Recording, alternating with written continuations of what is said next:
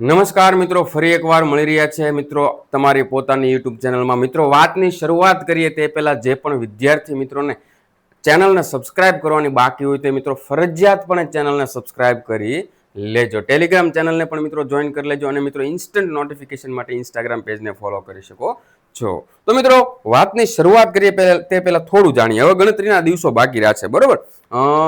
7, 8, 9, 10 જેવા દિવસો બાકી રહ્યા છે મિત્રો. અને આ સમયે મિત્રો તમે તમારો સિલેબસ જે છે મિત્રો એનો મોટા ભાગનો પોર્શન કવર કરી ચૂક્યા છો, એનું રિવિઝન પણ કરી ચૂક્યા છો. પંચાયતનું દિવ્યાંગોનું પેપર પણ મિત્રો આપણે અહીંયા સોલ્વ કરી ચૂક્યા છીએ મિત્રો, બરોબર? એ સિવાય મિત્રો તમારા જે કાંઈ પ્રશ્નો હોય મિત્રો તે કમેન્ટ્સની અંદર લખી શકો છો, બરોબર? અને હું આશા રાખું છું કે તમારી તૈયારી જે છે મિત્રો ખૂબ એટલે ખૂબ સારી ચાલી રહી હોય. તો હવે જે છે મિત્રો એ સિવાય મિત્રો એક એવું બીજું પેપર છે ગૌણ સેવાનું. જેમ મેં તમને કીધું હતું મિત્રો, એવી જ રીતે ગૌણ સેવા દ્વારા મિત્રો જે છે કુલ 210 માર્ક્સનું પેપર લેવાયું હતું લેબોરેટરી ટેકનિશિયનનું, બરાબર? અને જેમાંથી 120 માર્ક્સનું જે છે મિત્રો ટેકનિકલ સબ્જેક્ટના પ્રશ્નો હતા. હવે આ ટેકનિકલ સબ્જેક્ટના જે પ્રશ્નો હતા મિત્રો એ ખરેખર જોવા જઈએ તો પંચાયત દ્વારા દિવ્યાંગોનું જે લેવાયું છે અને ગૌણ સેવા દ્વારા જે આ પેપર લેવાયું, બંનેમાં ટુ ધી પોઈન્ટ મિત્રો સામ્યતા, ટોપિક સેમ ટોપિક જે છે મિત્રો સિલેક્ટ કરેલા તમને જોવા મળે છે. અહીંયા મિત્રો નંબર ઓફ ક્વેશ્ચન વધારે છે, ત્યાં જે છે મિત્રો 75 હતા. પણ મિત્રો જેમ MIC MBC તે પેપરમાં હતું તે અહીંયા પણ હતું મિત્રો. એ સિવાય મિત્રો બીજા કોઈ પ્રશ્નો, ઘણા બધા પ્રશ્નો એવા છે કે કિડની હોય તો કિડનીના પણ મિત્રો રિપીટ થતા હોય, બરાબર? કોઈ અગાર હોય તો અગારના પણ પ્રશ્નો રિપીટ થતા હોય. તો મિત્રો એ માટે મને એવું લાગ્યું, જરૂર જણાય કે તમારે સૌ કોઈ મિત્રોને આ પ્રશ્ન જે છે આની અંદર આવેલા 100-120 પ્રશ્નો જે છે મિત્રો તમારી માટે મોસ્ટ IMP બની શકે છે, બરાબર? તો એક રીતે તમે બની શકો છો. આ ટોપિક સેમ ટુ સેમ પ્રશ્ન તો પૂછાઈ શકે છે, બટ એ સિવાય એ ટોપિક મિત્રો એટલીસ્ટ જે છે મિત્રો રિપીટ થવાના ચાન્સીસ છે મિત્રો, બરોબર છે? Yes sir. તો હવે મિત્રો આપણે અહીંયા વાતની શરૂઆત કરીએ તે પહેલા સૌથી પહેલા જ્યાં સુધી તમે ગુડ મોર્નિંગ સર એમ નહીં લખો ને ત્યાં સુધી હું ચાલુ કરવાનો છું નહીં, બરાબર? ફરજિયાતપણે મિત્રો ગુડ મોર્નિંગ લખી દો. તમે રાતે 6 વાગે, સાંજના 6 વાગે જોવો છો કે રાતે 2 વાગે જોવો છો, જાગ્યા ત્યાંથી સવારે એમ સમજીને ગુડ મોર્નિંગ લખી આપો. Okay, yes sir. ચાલો, તો હવે આપણે શરૂ કરીએ છીએ. સાહેબ સૌથી પહેલા તો આના વિશે થોડીક માહિતી મળે. GSSSB ગૌણ સેવા દ્વારા મિત્રો એક્ઝામ લેવાય છે. એની એક્ઝામનું ફોર્મેટ 210 માર્ક્સનું હોય છે, બરાબર? જેમાં 120 ટેકનિકલ અને બાકીનું જે છે 60નું મેથ્સ રીઝનિંગ ને બાકીનું જે છે બીજા સબ્જેક્ટ, એવી રીતે 90 માર્ક્સનું જે છે નોન ટેકનિકલ હોય છે મિત્રો. અહીંયા મિત્રો આપણે 120 પ્રશ્નો કરીશું. જો મિત્રો એક લેક્ચરની અંદર બધા જ પ્રશ્નો સોલ્વ કરવા પોસિબલ નથી, 120 પ્રશ્નો, બરોબર? લેક્ચરની લેન્થ વધી જશે મિત્રો, બટ મારાથી પ્રયાસ કરીશ કે આ એક લેક્ચરની અંદર મેક્સિમમ અને આના પછી બીજો એક લેક્ચર લાવશું જેની અંદર મેક્સિમમ પ્રશ્નો આપણે બધા સોલ્વ કરી લઈએ અને થોડું સ્પીડમાં ચાલીશું. કારણ કે આનું લેવલ જે છે મિત્રો તમને મજા આવશે, તમને આ પેપર સોલ્વ કરવાની મજા આવશે કમ્પેર ટુ પંચાયત. હું ખાસ એ માટે જ લાવ્યો છું કે પંચાયતનું જે પેપર જોઈને જે મિત્રો થોડા ઘણા પણ ડેરા છે એ આ પેપર જોઈને મોજમાં આવી જ જાય છે. શરૂઆતના 5 પ્રશ્નોને મિત્રો ઇગ્નોર કરજો ભાઈ, હો ને? ઓકે સાહેબ. તો એ સિવાય બીજો મુદ્દો તો કે હા, વિશાલ ખોડીફાડ એપ્લિકેશન પર મિત્રો મોડેલ પેપર જે છે એ પણ CBRT બેઝડ મોડેલ પેપર જે છે મિત્રો મુકાઈ ચૂક્યા છે. ફ્રી છે, કોઈ ચાર્જ નથી મિત્રો. ત્યાં જાઓ મિત્રો, 200 માર્ક્સનું પેપર અટેમ્પ કરો મિત્રો. પર ક્વેશ્ચન મિત્રો CBRT બેઝડ મેથડથી જે છે મિત્રો પેપર અટેમ્પ કરો. ચોક્કસ ટાઈમમાં અટેમ્પ કરો, સિરિયસ થઈને પેપર આપો અને મિત્રો તમારું એનાલિસિસ કરો. ત્યારબાદ મિત્રો પ્લે સ્ટોર પર ખાસ મિત્રો આ જે મોડેલ પેપર જે છે મિત્રો એપ્લિકેશન જે છે મિત્રો એના રિવ્યુ આપો, જેના થકી મિત્રો આપણે બીજું મોડેલ પેપર પણ લાવી શકીએ. ભૂલ્યા વગર મિત્રો આટલું કરજો, બરોબર? જેટલી મોટી સંખ્યામાં ત્યાં પેપર અટેમ્પ થશે મિત્રો એટલા જ ચાન્સીસ છે કે આગળ પણ આપણે મોડેલ પેપર આપીએ. મિત્રો ગુજરાતનું બેસ્ટ પ્લેટફોર્મ તરીકે ઉભરી આવ્યું છે મિત્રો 300-350 પ્લસ લેપટેકના detail with good explanation lecture જે છે મિત્રો અવેલેબલ છે ત્યાં, અને ખૂબ સરળ શબ્દોમાં સમજાઈ જાય મિત્રો એવી થિયરી નોટ છે મિત્રો, MCQ બેંક્સ છે, મોક ટેસ્ટ છે, વન લાઇનર છે, વન લાઇનરની મોક ટેસ્ટ છે, ઇમ્પોર્ટન્ટ ટેબલ છે મિત્રો, બરોબર? પ્રેક્ટિસ પેપર છે, મોડલ પેપર છે, દરેક વસ્તુ મિત્રો ભરી ભરીને આપી છે. તમે જે મિત્રો બીજા જેમણે લીધો છે એમના રિવ્યુ પણ લઈ શકો છો મિત્રો, બરોબર છે? Yes sir. ચાલો મિત્રો, આગામી એક્ઝામની તૈયારી માટે પણ મિત્રો તમે ત્યારથી મિત્રો શરૂઆત કરી શકો છો. ચાલો સાહેબ, હવે આપણે શરૂ કરી દઈએ. શું શરૂ કરી દઈએ? તો કે સાહેબ હવે આપણે શરૂ કરી દઈએ આપણા પ્રશ્નો. બરોબર છે? Yes sir. સાહેબ 91 અથવા તો આપણી રીતે જોઈએ તો પહેલો પ્રશ્ન, which of the following part of central nervous system? સાહેબ CNS નો પ્રશ્ન છે. તો હવે સાહેબ અહીંયા કેવું, અહીંયા તમારે ટોપિક કાઉન્ટ કરવાનું. જો CNS અહીંયા પૂછાઈ ગયો છે અને CNS તમને આવડે છે, હા સાહેબ, તો કોઈ વાંધો નથી. આવડતું તો સાહેબ આને એકવાર રિવિઝન કરી લઈશું. બરોબર. CNS is situated in the skull. બરોબર. CNS નો કયો ભાગ જે છે સાહેબ ખોપરીની અંદર ગોઠવાયેલો છે? સાહેબ કેવો બેઝિક પ્રશ્ન. શું કઈ હૃદય, સ્પાઇનલ કોર્ડ, લંગ્સ આ બધી વસ્તુ જે છે ખોપરીમાં ગોઠવાયેલી છે? ના સાહેબ, બ્રેન ગોઠવાયેલું છે. શંકામાં આમાં કોઈ મિત્રો બીજું જાણવા જેવું જ નથી. મિત્રો ખાસ વસ્તુ જે છે મિત્રો આ શબ્દ યાદ રાખી લેજો, ક્રેનિયલ કેવિટી. સ્કલમાં ગોઠવાયેલું છે, મતલબ કે ક્રેનિયલ કેવિટીમાં મિત્રો ગોઠવાયેલું છે. Okay, yes sir. સાહેબ બીજો પ્રશ્ન, શરૂઆતના પ્રશ્નો મિત્રો થોડાક લાગી શકે, પછી મજા આવશે ભાઈ. બરોબર. Which of the following culture medium is commonly use to grow fungi in laboratory? જો ભાઈ ફંજાઈ ટોપિક જે છે એના પણ મિત્રો ઘણા પ્રશ્નો પૂછાણા છે, તો આપણે ફંજાઈ ટોપિક આખો કરી લઈશું. બરોબર. તો કે સાહેબ ફંજાઈને ગ્રો કરવા માટે લેબોરેટરીમાં કયા કલ્ચર મીડિયા જે છે એનો વધારે પડતો ઉપયોગ થાય છે? તો કે સાહેબ SDA અગાર, સેબરોડેક્સ્ટ્રોઝ અગાર જે છે સાહેબ એનો ઉપયોગ થાય છે. સમજાય છે? શા માટે સાહેબ? તો કે જે છે આ જે છે standard culture medium for isolating and growing fungi. બરોબર. બીકોઝ ઇટ્સ એની પાસે પોતાની જે છે સાહેબ એસિડિક pH હોય છે, જે મોસ્ટ બેક્ટેરિયા જે છે બીજા છે મિત્રો એને ઇનહિબિટ કરે છે. મિત્રો સમજાય છે સાહેબ? એક SDA અગર આપણે આ લેક્ચરમાં ભણ્યા, આની પહેલાનો પંચાયત વાળું જે છે એમાં સાહેબ આપણે મેકોંકી જે છે એ અગર વિશે ભણ્યા. આ તો કે ગ્રામ નેગેટિવ સાહેબ બેક્ટેરિયા માટે થાય છે. આ તો કે SDA તો કે આ ફંજાઈ માટે જે છે સાહેબ થાય છે. બરોબર. તો આવું મિત્રો સાથે સાથે નોટ ડાઉન કરતું રહેવાનું. Okay, yes sir. ત્યારબાદ 93મો પ્રશ્ન, જો ભાઈ સ્કેલેટલ સિસ્ટમનો એક પ્રશ્ન બહુ બેઝિક હોય છે. Which of the following bone is the part of the axial skeletal? સાહેબ બે સ્કેલેટલ સિસ્ટમ આવે, એક એક્ઝિયલ અને એક એપેન્ડિક્યુલર. બરોબર. એક્ઝિયલ ની અંદર સાહેબ તો કે ખોપરીના જે છે એ, બરોબર, સ્પાઇનલ કોર્ડ છે એ, અને સાહેબ જે છે આપણી છાતી જે છે આટલી વસ્તુ જે છે એક્ઝિયલમાં આવશે. બાકીનું જે છે મિત્રો ઈ કેમાં આવશે? તો કે એપેન્ડિક્યુલરમાં આવશે. તો આમાંથી કયો પાર્ટ જે છે તો કે હ્યુમરસ સાહેબ ઈ તો ખભામાં આવેલું હોય, ઈ એપેન્ડિક્યુલરમાં જાય. બરોબર. ફીમર તો કે સાહેબ પગમાં આવેલું, ઈ એપેન્ડિક્યુલરમાં જાય. સ્કેપ્યુલા તો કે સાહેબ એ પણ અહીંયા ખભામાં આવે, ઈ પણ એપેન્ડિક્યુલર. સ્ટર્નમ તો કે સ્ટર્નમ સાહેબ છાતીમાં આવેલું હોય છે. આને જે છે સાહેબ આપણે એક્ઝિયલ સ્કેલેટલની અંદર મૂકી શકીએ છીએ. બરોબર. બહુ બેઝિક અને મસ્ત પ્રશ્ન આપેલો છે મિત્રો. Okay okay. 94મો પ્રશ્ન, જો ભાઈ આમ જો તો બહુ મજા આવે એવું છે. હવે which of the following is the primary route of excretion for the majority of drugs from the body? સાહેબ આપણે જે કઈ ડ્રગ્સ, આ જો આ એક ફાર્મેકનો છે પ્રશ્ન. બરોબર. આપણે જે કઈ ડ્રગ્સ લઈએ છીએ, બરોબર, એ ડ્રગ્સ નો major primary route of excretion કે બહાર નિકાલનો જે છે પ્રાઇમરી રૂટ કયો? જો ભાઈ ફાર્મેક જે છે મિત્રો એ રેનાલ છે, યુરિન મારફતે. બરોબર. હવે વસ્તુ તમને કીધું, ફાર્મેક નો સબ્જેક્ટ મિત્રો આમાં જેટલા પણ પ્રશ્નો આવશે એને મિત્રો આપણે જસ્ટ વાંચી લઈશું અથવા તો માઇનોર એવી સમજૂતી લઈશું મિત્રો. એમાં વધારે ડિટેલમાં નહીં જઈએ, બીકોઝ ઓફ મારી પાસે મિત્રો એની ખુદની ફાર્મેકની ગ્રીપ થોડી ઓછી છે, હું સ્વીકારું છું. બરોબર. એવું નથી કે નથી, બટ કરવું પડે મિત્રો. હવે ટાઈમ ક્યાં છે અત્યારે ફાર્મેક વાંચવાનો? બરોબર. Yes sir. જ્યાંથી મિત્રો આની ઉપરનો પ્રશ્ન, આપણે જે કઈ ડ્રગ્સ લઈએ છીએ એનો નિકાલ જે છે મોસ્ટલી ક્યાંથી થાય છે? તો કે યુરિન મારફતે થાય છે. ઓકે. અને છે જ તેને સાહેબ, દવા લઈને આપણે પછી યુરિન સેમ્પલ આપ્યું હોય તો પીળું ડાર્ક યલો જે એવું કલર આવે છે એટલે ખબર જ છે. બરોબર. ચાલો સાહેબ 95મો પ્રશ્ન, which of the following terms refer to an unintended harmful effect of drug at normal dose? જુઓ સાહેબ એનો જવાબ છે ADR, એડવર્સ ડ્રગ રિએક્શન. હું તમને આ સમજાવી દઉં સાહેબ. દર્દીએ દવા લીધી છે. શું લીધી છે? દવા લીધી છે. બરોબર. દર્દીએ દવા લીધી છે સાહેબ. એનો ડોઝ જે છે, બરોબર, ઈ બરોબર છે જેટલું ઉંમર વેઇટ પ્રમાણે જે છે ઈ પ્રોપર હોવો જોઈએ, એ ડોઝ પણ બરોબર છે. ઈ એન્ટીબાયોટિક અથવા તો જે કઈ ડ્રગ્સ જે છે એ પણ એના ડિઝીઝ પ્રમાણે બરોબર છે. કોઈ પણ પ્રકારનો કાંઈ પણ પ્રકારનો કોઈ વાંધો નથી, છતાં પણ દર્દીની અંદર અસામાન્ય અસર જોવા મળે એને એડવર્સ ડ્રગ રિએક્શન કહેવાય. બરોબર. ટૂંકમાં સાહેબ દવા જે છે એ પરફેક્ટ હોય, એ જ દવા લેવાની હોય જે તે વસ્તુ માટે, એ જ ડ્રગ્સ લેવાનો હોય, છતાં પણ એની અસામાન્ય અસરો દર્દીની અંદર જોવા મળે તો એને ADR એટલે કે એડવર્સ ડ્રગ રિએક્શન. સાહેબ ADR પ્રશ્ન ટોપિક તો કે સાહેબ IMP છે, આમાંથી પ્રશ્નો પૂછાઈ શકે છે. ઓકે, સમજાય છે કે નહીં? Yes sir.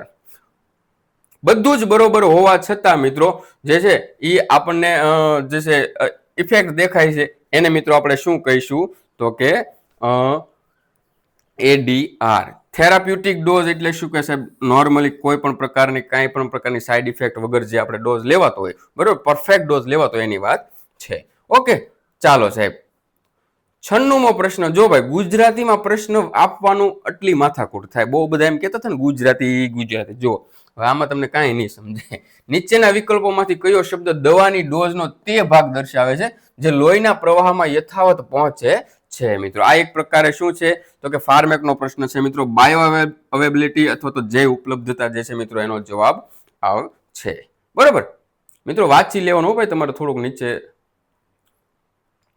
નીચેનામાંથી કયા પરિબળ દવાની ક્રિયામાં નોંધપાત્ર ફેરફાર કરતા નથી? ડોક્ટર દવા આપતી વખતે સાહેબ વજન ઘણીવાર ચેક કરે, બરોબર, પછી ઉંમર ચેક કરે કે ભાઈ 14 વર્ષથી નાના હોય તો એનો એટલો ડોઝ લેવો, એનાથી મોટા હોય તો એટલો ડોઝ લેવો, બરાબર, કે પછી બીજી કોઈ દવા ચાલુ હોય, મગજની દવા ચાલુ હોય તો આ દવા નહીં લેવાની, પ્રેગ્નન્સી ચાલુ હોય તો આ દવા નહીં લેવાની. આ બધા પરિબળો મેટર કરે છે. બટ આ 4 ઓપ્શનમાં જે છે મિત્રો ઈ તો કે ઊંચાઈ જે છે સાહેબ કોઈ પણ પ્રકારે મેટર કરતો નથી. હાઈટ જે છે મિત્રો કોઈ પણ પ્રકારે આ મેટર કરતો નથી. શેના માટે તો કે દવા માટે. બરોબર, ઓકે સરજી. ચાલો 98 મેં તમને કીધું હતું થોડાક આગળના પ્રશ્નો જવા દેજો, ફાર્મેકના વધારે છે ને એટલે. Okay, yes sir. Okay, which of the following cell organelles is primarily responsible for protein synthesis? સાહેબ સેલની અંદર આવેલો કયો ઓર્ગેનલ્સ જે છે, બરોબર, ઓર્ગન જે છે ઈ તો કે પ્રોટીન સિન્થેસિસ માટે જવાબદાર છે સાહેબ. તો એના માટે જવાબદાર છે રાઇબોઝોમ્સ. આ આપણે ભણી ગયા છીએ, બરોબર છે. રાઇબોઝોમ્સ જે છે મિત્રો શાના માટે તો કે પ્રોટીન સિન્થેસિસ માટે જવાબદાર છે. Yes sir. ચાલો ત્યારબાદ પ્રશ્ન, which of the following is correctly represent the SI unit of concentration in clinical biochemistry? જો સાહેબ બે પ્રશ્નો પેત્રો આપણે આના પહેલાનું જે GPSSB અને આ GSSB આ બંનેની અંદર જે છે સાહેબ એક કોમન પ્રશ્ન પૂછે છે, એ છે સાહેબ SI યુનિટ, બરોબર. તો એમાં અલગ અલગ વસ્તુનો પૂછો. અહીંયા આપણને કોન્સન્ટ્રેશનનો SI યુનિટ પૂછો તો મોલ પર એમ ક્યુબ, બરોબર, મોલ પર એમ નો ઘન અથવા તો ક્યુબ જે કઈ કહેતા હોય મિત્રો. SI unit of concentration is mole per cubic meter in clinical laboratories. M mole is commonly used as a practical SI derived unit. Okay, સમજાય છે મિત્રો? SI પૂછો છે આપણને ભાઈ, એટલે G પર L કે mg પર dl આપણે નહીં લખીએ મિત્રો. ઓકે, શેનો છે તો કે સાહેબ કોન્સન્ટ્રેશન નો છે.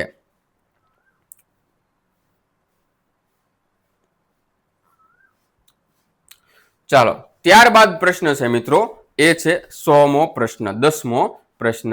which of the following best describe the anatomical terms anterior in human body? સાહેબ anterior posterior બે વસ્તુ છે. હું એમ કહું કે મારા બોડીથી આગળનો ભાગ જે છે એને આપણે શું કહીશું તો કે એન્ટેરિયર. મારા બોડીનો પાછળનો ભાગ જે છે એને શું કહીશું? પોસ્ટેરિયર. મારા બોડીથી ઉપરનો ભાગ જે છે એને સુપિરિયર, નીચેનો ભાગ જે છે એને ઇન્ફિરિયર. મધ્ય બિંદુથી નજીક મધ્ય બિંદુ તરફ આવતું મીડિયલ, મધ્ય બિંદુથી દૂર જતું તો કે લેટરલ. આ બધી આના પહેલાના પ્રશ્ન પેપરમાં પણ પૂછાનું ને આમાં પણ પૂછાનું એનાટોમિકલ ટર્મ્સ જે છે મિત્રો યાદ રાખી લેવાની. આપણે લાસ્ટ પેપરની અંદર મિત્રો આ બધી જ એનાટોમિકલ ટર્મ્સ જે છે મિત્રો સુપાઇન પોઝિશન ની લઈને દરેક વસ્તુ આપણે સમજી લીધા હતા, બરાબર છે? Yes sir. એન્ટેરિયર પોસ્ટેરિયર બે યાદ રાખી જ લેવાનું સાથે સાથે.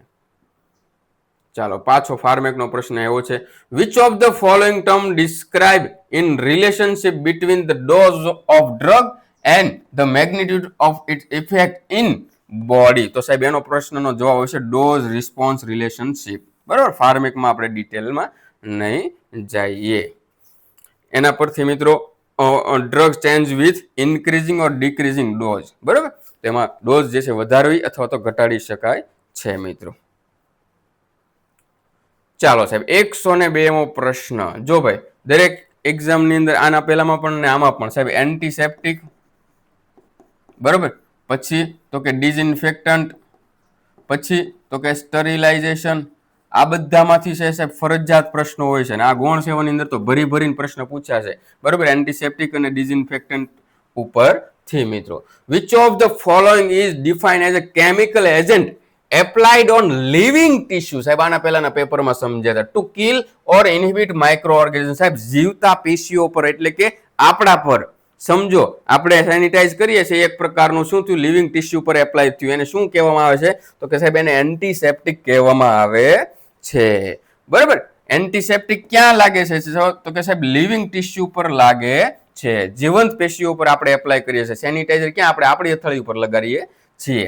ડિઝઇન્ફેક્ટન્ટ જે છે મિત્રો નોન લિવિંગ સરફેસ હોય, બરોબર, જે નિર્જીવ પદાર્થો એને આપણે સ્ટરિલાઇઝ કરવા માટે આપણે યુઝ કરતા હોઈએ છીએ. Okay, yes sir. 103મો પ્રશ્ન, બહુ મસ્ત અને બેઝિક પ્રશ્નો છે ભાઈ, આમાં ખરેખર મજા આવશે તમને, બરાબર.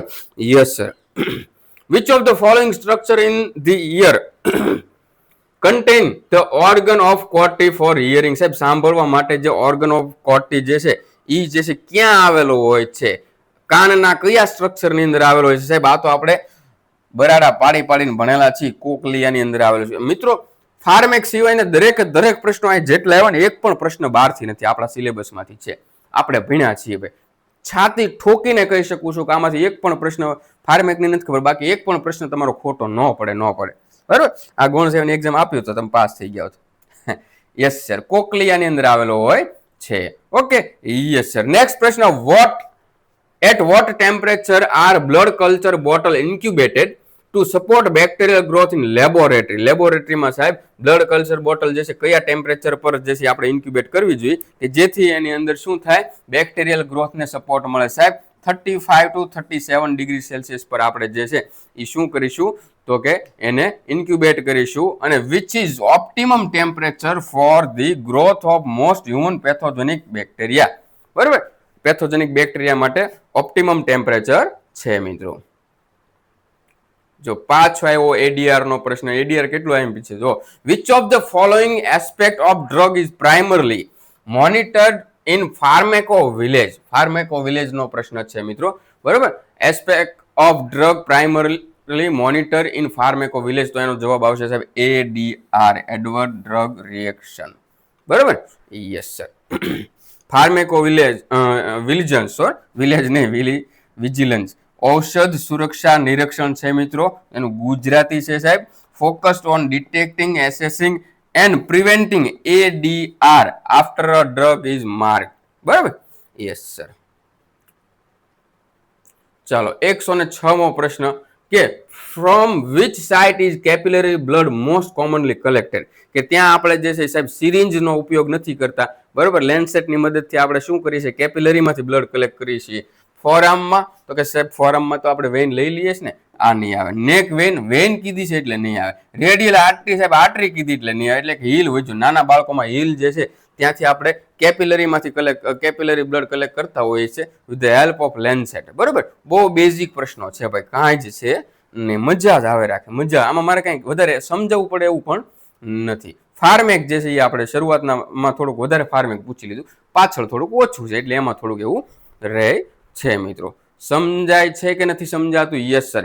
Which of the following is the name assigned to a drug by the manufacture? બરોબર, તો સાહેબ એમાં જે તે બ્રાન્ડ હોય, બરોબર, પ્રોપ્રિએટરી નેમ અથવા તો બ્રાન્ડ નેમ જે છે મિત્રો, તો એ એના માર્કેટિંગ માટે લખતા હોય છે ડ્રગ્સ પર, બરોબર.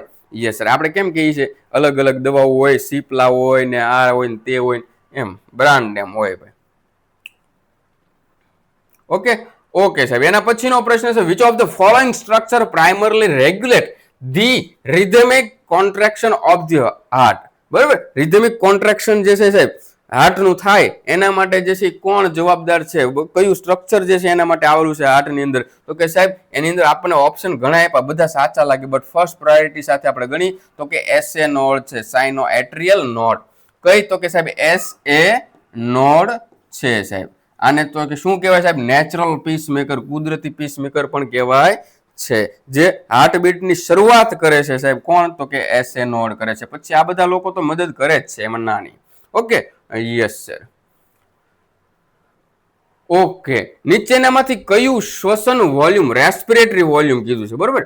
સામાન્ય અંત શ્વાસ લીધા પછી મહત્તમ જેટલી હવામાં શ્વાસ લઈ શકાય છે, જેનું પ્રતિનિધિત્વ કરે છે, બરોબર. તો મતલબ કે વસ્તુ કેવી છે, એક સામાન્ય શ્વાસ કોને કહેવાય?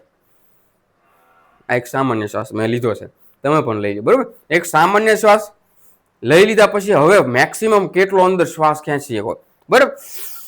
આ જે શ્વાસ છો ને એને શું કહેવાય છે એવો પ્રશ્ન છે, તો સાહેબ એને જે છે IRV કહેવામાં આવે છે, એટલે કે inspiratory reserve volume. IRV, inspiratory reserve volume, અંત શ્વાસ આરક્ષિત વોલ્યુમ. સાહેબ ગુજરાતી કોઈ દી કરાય જ નહીં. આ વાંચશો ને તો ઘૂમરી ખાઈ જશો, એટલા માટે હું તમને કહું છું આના કરતા ઇંગ્લિશ સારું, બરાબર. MLT ના સ્ટુડન્ટ છો તો હવે તમે ગુજરાતીમાં કરો છો યાર, ના કરો યાર. આ બધું વાંચીને તો ખરેખર કન્ફ્યુઝ થાય છે. બધા આના માટે વાંચતા શાનું પ્રતિદિન નીચેના કયું ને આ ને તેને.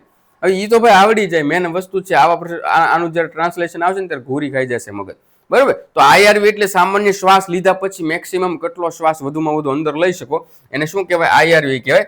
અને એક્સપાયરેટરી રિઝર્વ વોલ્યુમ એટલે કે ERV, એ કોને કહેવાય? સામાન્ય ઉચ્છ્વાસ, શ્વાસ કાઢી લીધો પછી મેક્સિમમ કેટલો શ્વાસ કાઢી શકો, નથી નીકળતો બહુ, પણ એ જે છે મિત્રો એને ERV કહેવાય.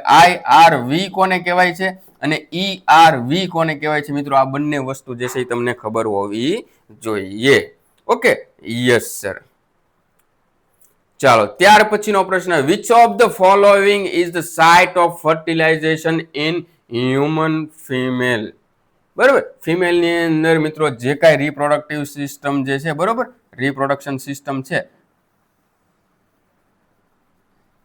એ રિપ્રોડક્શન સિસ્ટમની અંદર જે છે ફર્ટિલાઇઝેશન ક્યાં થાય છે? જો ભાઈ અત્યારે ફિગર ઉપર નહીં જાય, મારી ફિગર બહુ સારી જ છે પણ અત્યારે ઉતાળમાં નથી દોરી મારી, બરાબર. યસ સાહેબ, આ શું છે? અંડપિંડ છે સાહેબ. આ શું છે? તો કે ગર્ભાશય છે, બરાબર છે. Yes sir. તો સાહેબ અહીંયાથી અંડપિંડ બને છે, બરાબર. આ અંડપિંડ જે છે આગળ ચાલે છે, અહીંયા સુધી પહોંચે છે અને ત્યારે અહીંયાથી જે છે શુક્રકોષ જે છે આવે છે. ગુજરાતીમાં સમજાવું, એ આ બંનેનું મિલન અહીંયા થાય છે. તો સાહેબ આ લોકેશનને શું કહેવાય એવો પ્રશ્ન પૂછ્યો છે કે જ્યાં આવું ફર્ટિલાઇઝેશન થાય. તો સાહેબ આ લોકેશનને જે છે મિત્રો શું કહેવામાં આવે છે? ફેલોપિયન ટ્યુબ અથવા તો એમ્પ્યુલા ઓફ ધી ફેલોપિયન ટ્યુબ. આ જે છે મિત્રો એને ફેલોપિયન ટ્યુબ કહેવામાં આવે છે કે ફેલોપિયન ટ્યુબ જે છે સાહેબ ત્યાં જે છે મિત્રો ફર્ટિલાઇઝેશન થાય છે. અંડપિંડ અને શુક્રપિંડ જે છે, સોરી, અંડકોષ અને શુક્રકોષ જે છે આ બંનેનું મિલન થાય છે. સમજાય છે મારા વાલા વિદ્યાર્થી મિત્રો કે નહીં? Yes sir. જો ભાઈ બહુ ખરાબ ફિગર દોરાણી છે, બટ હવે મિત્રો આ ઉતાવળ છે ભાઈ, માથા ઉપર એક્ઝામ આવી ગઈ છે.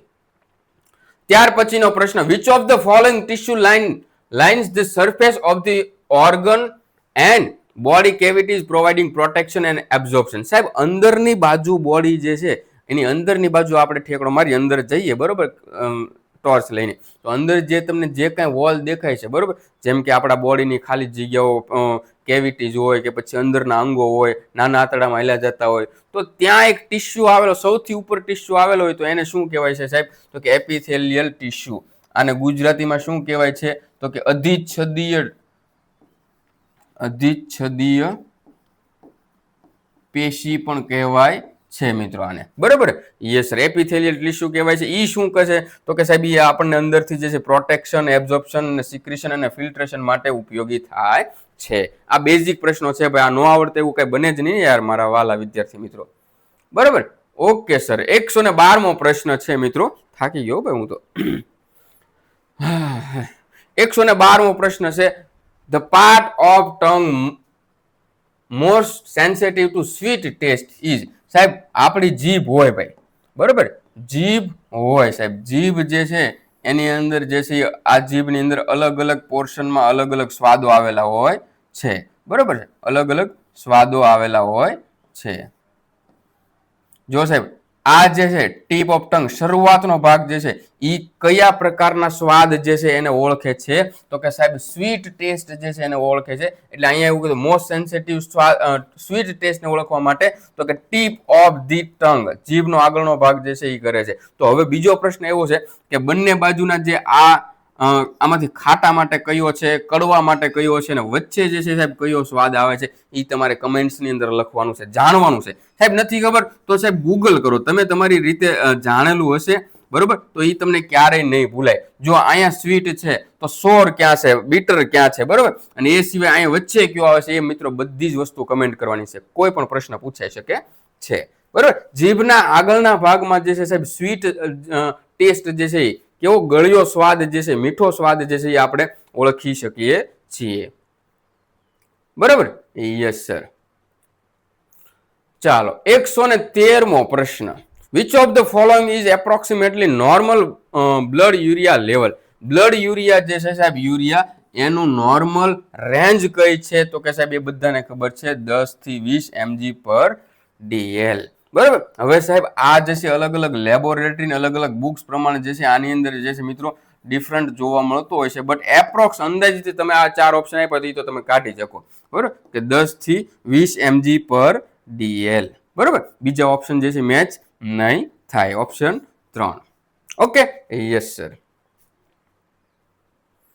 14મો પ્રશ્ન છે સાહેબ. જો ભાઈ આ ગુજરાતી મતલબ કે આ જેનું પેપર આવેલું છે ને એને મોસ્ટલી બધું ઇંગ્લિશમાં દીધું, અમુક પ્રશ્નો ન સમજાય ને ગુજરાતીમાં કર્યા. ગુજરાતી જોઈને તો હસોડું સમજાય એમ નથી બરાબર, કે નીચેનામાંથી તરલ, ફ્લુઇડ ને તરલ કીધું, તમારું મગજ જે છે આ વસ્તુ એક્સેપ્ટ કરી જ ના શકે બરાબર. Yes sir. નીચેનામાંથી કયા તરલને પ્રયોગશાળા પરીક્ષણ માટે વક્ષ છિદ્રણ દ્વારા મેળવવામાં આવે છે, એટલે કે સાહેબ થોરેકોસેન્ટેસિસ જે છે બરોબર, ઈ મેથડથી કયું બોડી ફ્લુઇડ જે છે આપણે કલેક્ટ કરીએ છીએ. તો જો ભાઈ એક CSF જે છે બરોબર, CSF તો કે લંબર પંક્ચર કરીને સાહેબ આપણે અહીંયાથી લેતા હોય છે, ઈ તો થોરેકોસેન્ટેસિસ નથી બરોબર. ઈ સિવાય પેરિટોનિયલ ફ્લુઇડ, તો કે પેરિટોનિયલ અથવા તો એસિડિક ફ્લુઇડ સાહેબ ઈ પેટની ફરતે આવેલું ફ્લુઇડ છે બરોબર, તો ઈ પણ નહીં આવે. યુરિન તો સાહેબ આપણે અલગ પદ્ધતિથી કલેક્ટ કરી છે, ડબ્બી આપી એટલે આપણે જાતે કરી લઈએ, પણ સાહેબ જે ફેફસાની ફરતે આવેલું છે, છાતીના ભાગમાં આવેલું છે, એટલે કે થોરાકોસેન્ટેસિસ બરોબર, થોરાસિક કેવિટીની અંદર આપણે જે બ્લડ આવેલું છે ને એ કલેક્ટ કરવાનું છે. તો ત્યાંથી કયું બ્લડ કલેક્ટ થાય છે, કયું સેમ્પલ કલેક્ટ થાય છે, તો કે પ્લુરલ ફ્લુઇડ જે છે કલેક્ટ થાય છે. મિત્રો ભાઈ જો આ બધું તમને ખબર હોવી જોઈએ. એક તો કે પેરિટોનિયલ જે છે સાહેબ, પેરિટોનિયલ ફ્લુઇડ ક્યાં આવેલું છે, પેટની ફરતે આવેલું છે બરોબર. એ સિવાય તો કે પેરાકાર્ડિયલ ફ્લુઇડ ક્યાં આવેલું છે, તો કે હૃદયની ફરતે આવેલું છે. એ સિવાય સાહેબ પ્લુરલ ફ્લુઇડ ક્યાં આવેલું છે, તો કે ફેફસાની ફરતે આવેલું હોય છે. એ સિવાય તો કે સાઇનોવિયલ ફ્લુઇડ ક્યાં આવેલું છે, તો કે સાંધાઓમાં આવેલું છે. એ સિવાય CSF તો કે સેરિબ્રોસ્પાઇનલ ફ્લુઇડ ક્યાં આવેલું છે, તો કે મગજ અને કરોડરજ્જુની ફરતે આવેલું હોય છે. આવા બેઝિક પ્રશ્નો પૂછાય તો આ બેઝિક વસ્તુ આવડવી જોઈએ ભાઈ, નકર સામાન્ય પ્રશ્નના સામાન્ય માર્ક્સ જતા રહે છે ભાઈ. ઓકે. Yes sir. પછી આ પ્લુરલ ઇફ્યુઝન કોને કહેવાય એ ખબર હોય છે, કે ફેફસાની ફરતે આવેલું છે આ ફ્લુઇડ બરોબર. તો આ ફ્લુઇડમાં જો વધારે પડતો ભરાવો થઈ જાય બરોબર, તો એને પ્લુરલ ઇફ્યુઝન કહેવામાં આવે છે. ઓકે. થાકી જાય ભાઈ બધા, એમ કે સર એક લેક્ચરમાં આખું પેપર લે કેમ લેવું યાર. સમજાવવાની ટેવ જે છે ને જાતી નથી બરોબર, સમજાવવાની ટેવ ના જાય, કે દરેક પ્રશ્ન થોડુંક સમજાવી દઈએ એટલે. બાકી અત્યારે આટલી મિનિટ 30 મિનિટ થઈ ને તો આપણે 30 પ્રશ્નો નથી કરી શક્યા બોલો. બાકી આ 30 મિનિટની અંદર હું એમ કહું 60 પ્રશ્નો તો આરામથી થઈ જાય. મારે એકલાને વાંચવાનું ક્યાં કઈ પ્રશ્ન છે. હવે આગળનો પ્રશ્ન એવો છે, CBC માટે કયું એન્ટીકોગ્યુલન્ટ યુઝ કરવાનું છે, સમજાવવું જ નથી ભાઈ. CBC માટે કયું એન્ટીકોગ્યુલન્ટ યુઝ કરવાનું છે સાહેબ, EDTA. સાહેબ EDTA માં IMP શું છે, એનું full form ethylene diamine tetra acetic acid. સાહેબ આ EDTA નું ફૂલ ફોર્મ છે આ, તો કે સાહેબ IMP છે, યાદ રાખી લેજો. સમજાય છે. CBC માટે થાય છે, એમાં RBC ની મોર્ફોલોજી, WBC પ્લેટલેટ આ બધાની મોર્ફોલોજી પણ જોવા મળે છે બરોબર. ત્યારબાદ મિત્રો આપણા મસલ્સ જે છે, મસલ્સની અંદર 3 પ્રકાર હોય છે. એક સ્મૂધ મસલ હોય છે, એક સ્કેલેટલ મસલ હોય છે, અને એક કાર્ડિયાક મસલ હોય છે. 3 પ્રકારના મસલ. એમાંથી આ સ્મૂધ મસલ ક્યાં આવેલા હોય છે, તો હું કે સાહેબ આપણા અંદરના અંગો જે છે એ અંદરની દિવાલોમાં આવેલા હોય છે. The wall of stomach and intestine બરોબર. સ્ટમક અને આંતરડા જે છે અંદરની સાઈડ આવેલા છે ને એની દિવાલમાં જે છે સાહેબ આ સ્મૂધ મસલ આવેલા હોય છે બરોબર. સ્કેલેટલ તો કે સાહેબ હાડકા જ્યાં હોય ત્યાં, અને કાર્ડિયાક તો કે હૃદયની અંદર આવેલા હોય છે. મિત્રો સમજાય છે કે નથી સમજાતું? Yes sir. જો આવી રીતે સ્પીડમાં ચલાવીએ બરોબર સાહેબ. જો પ્રાઇમરી હાઇપોથાઇરોઇડિઝમ થયું બરોબર, એક પર આવે કે જેની અંદર વધારે થાય, અને એક તો કે હાઈપો આવે કે જેની અંદર ઓછું થાય. ઓ એટલે ઓછું એમ યાદ રાખી લેવાનું, બરોબર. પર એટલે કે ઉપર એમ યાદ રાખી લેવાનું. હાઇપોથાઇરોઇડિઝમ છે કે જેમાં શું થાય તો કે થાઇરોઇડના હોર્મોન જે છે એ ઘટે છે, બરોબર. તો ઈ કન્ડિશનની અંદર નીચેનામાંથી કઈ ઓપ્શન સાચો છે? જો હાઇપોથાઇરોઇડિઝમ થયું હોય તો સાહેબ T4 જે છે એ કેવું થાય? ઘટી જાય. T4 ઘટવાના કારણે TH થાઇરોઇડ સ્ટિમ્યુલેટિંગ હોર્મોન જે છે એ કેવો થવાનો છે તો કે વધવાનો છે, બરાબર. Primary hypothyroidism, the thyroid gland fails to produce T4 જે છે સાહેબ પ્રોપરલી પ્રોડ્યુસ કરી શકતી નથી, બરાબર. અને જેના પરિણામે તો કે causing the pituitary to release more THS. સાહેબ THS જે છે થાઇરોઇડ સ્ટિમ્યુલેટિંગ હોર્મોન્સ એ કોના દ્વારા, જો આવો પ્રશ્ન પૂછાણો હોય કે થાઇરોઇડ સ્ટિમ્યુલેટિંગ હોર્મોન્સ કોના દ્વારા રિલીઝ થાય છે, તો ઓપ્શન આપણને એક પિચ્યુટરી ગ્લેન્ડ આપ્યો હોય, એક થાઇરોઇડ ગ્લેન્ડ આપ્યો, તો સાહેબ એનો ઓપ્શન જવાબ પિચ્યુટરી ગ્લેન્ડ આવશે, બરાબર. Yes sir.